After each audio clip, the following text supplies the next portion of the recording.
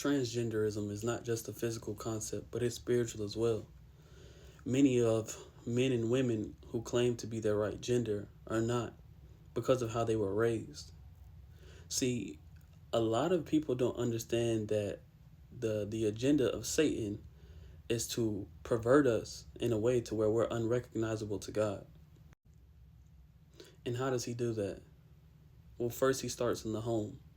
He teaches little boys to be very feminine, hyper emasculate, if I'm saying that right. And on the other hand, he teaches little girls to be hyper masculine, to be independent, to dominate, to always want to seek power. And normally, the way he normalized going about this is removing the fathers from the household, because every household needs both parents to instill both those things into their children. And that's a foreign concept nowadays.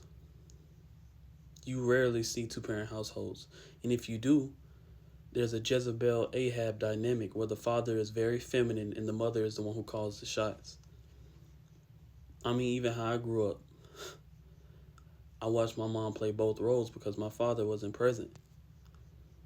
I know there's a lot of black men that can relate to that.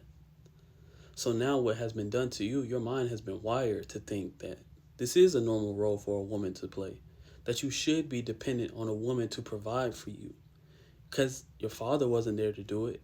And if he was in your life, he wasn't as active as he should have been.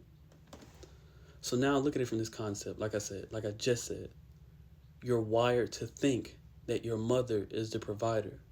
So whenever you get with a woman who you should be leading, she's leading you.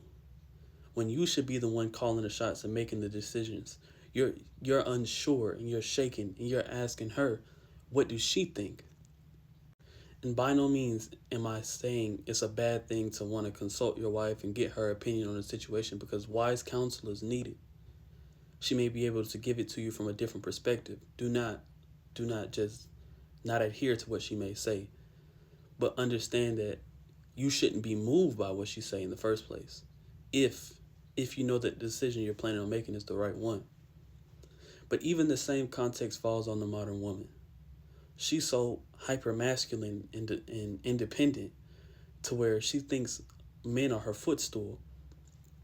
And both of these problems with the modern male and the modern female comes from the dysfunction in the household. No father present, mother playing both roles. And now those children are